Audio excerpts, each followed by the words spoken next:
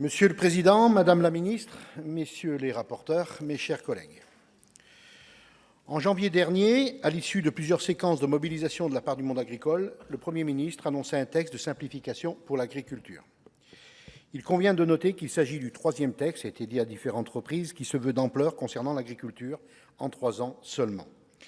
À chaque fois, il est question de répondre à la crise structurelle traversée par le monde agricole. Belle ambition, mais chaque texte rappelle à quel point le précédent a échoué à atteindre les objectifs fixés. Cet empilement de textes questionne, et je me demande comment comprendre cette inflation législative sur l'agriculture. N'agir qu'en réaction est-il le signe d'une absence de fil conducteur, Madame la Ministre, d'une absence de vision pour l'agriculture française, ou bien, autre lecture possible, cet empilement est-il une forme d'entêtement à prolonger un modèle qui ne tient plus? Une tentative inespérée de maintenir coûte que coûte une agriculture dépassée mais très rentable pour quelques-uns. En tout état de cause, que ces récentes initiatives soient d'orientation ou d'urgence, toutes visent à lever des contraintes sur les agriculteurs, en un mot, simplifier. C'est devenu le mot magique, le remède à tout. Objectivement, moi je ne suis pas contre la simplification, évidemment, et personne ne l'est, mais l'exigence intellectuelle nous demande de faire preuve d'honnêteté. La simplification normative n'est pas la réponse à tous les problèmes du monde agricole. En l'occurrence, ce projet de loi procède à une nouvelle dérégulation, et notamment environnementale. Le volet eau est le plus fort marqueur de ce texte et témoigne du coup de balai que souhaite donner la droite à la gestion de cette ressource si précieuse. Que l'on soit clair, faciliter les projets de stockage de l'eau et l'accaparement de cette dernière au détriment de la démocratie locale et de la concertation des usages est inadmissible. Le débat n'est pas pour ou contre le stockage de l'eau. J'ai été paysan, vous le savez, je sais parfaitement que rien ne pousse sans eau. Aussi, côté socialiste, nous ne sommes pas dogmatiques contre l'idée même de stocker de l'eau. Et dès lors, cela rapporte une plus-value à une production.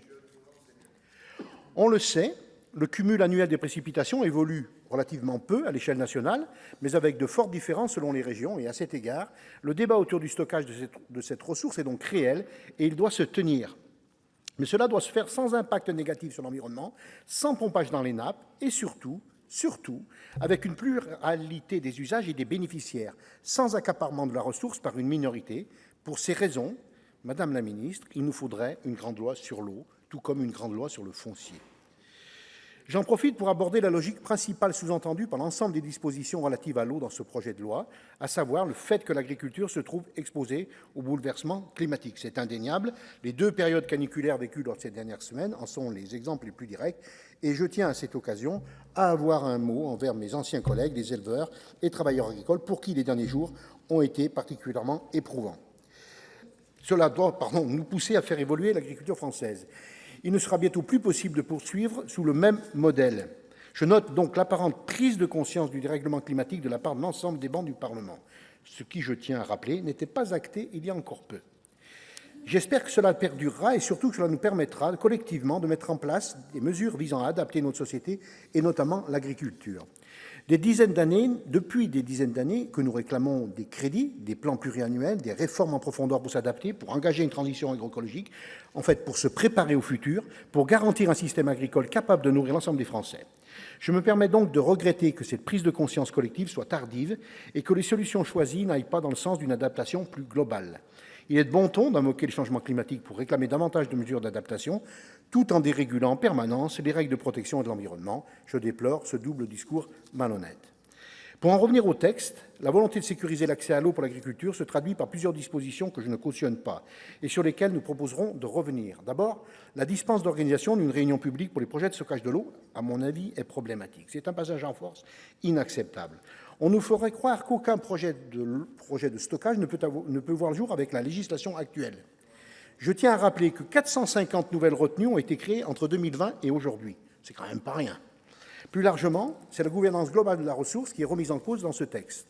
D'une part, via le renforcement du poids des acteurs économiques dans les commissions locales de l'eau, chargées d'élaborer et de suivre l'application du schéma d'aménagement et de gestion des eaux. Ce faisant, les collectivités locales sont dessaisies de leurs compétences. La Commission a proposé de rehausser la part des sièges attribués aux collectivités, donc on l'a fait ensemble, mais insuffisamment. Il faut aller plus loin et revenir à la rédaction antérieure avec la majorité des sièges pour les collectivités.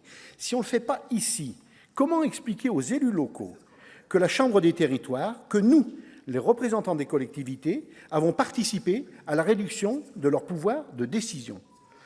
Qu'allez-vous dire pendant la campagne électorale qui s'annonce, chers collègues renouvelables? D'autre part, la gouvernance est bouleversée par l'extension massive du rôle donné au préfet. En l'état actuel de la rédaction, celui-ci peut outrepasser une décision de justice d'annulation d'autorisation de prélèvement, déterminer lui-même le volume d'eau prélevable, déroger aux règles du SAGE afin de permettre la réalisation des projets de stockage, arrêter la liste des points de prélèvement prioritaires. C'est trop. C'est une remise en cause directe de la démocratie locale. Et quand la démocratie réussissait à faire un pare-feu face aux pressions de quelques-uns, et on sait comment ça va se passer, ces pressions s'exerceront désormais sur seul le préfet, évidemment qui ne va pas tenir le coup. On peut dès lors craindre des rapports de force déséquilibrés. Alors bien sûr, on peut juger cette démocratie de l'eau lente, trop lente, et je le pense aussi, et l'on peut certainement trouver des axes d'amélioration. Il faut travailler sur ces axes. La Commission a encore durci le texte avec l'intégration de l'objectif de doublement des volumes de stockage en 2035 et d'un principe de non-régression agricole dans la gestion de l'eau.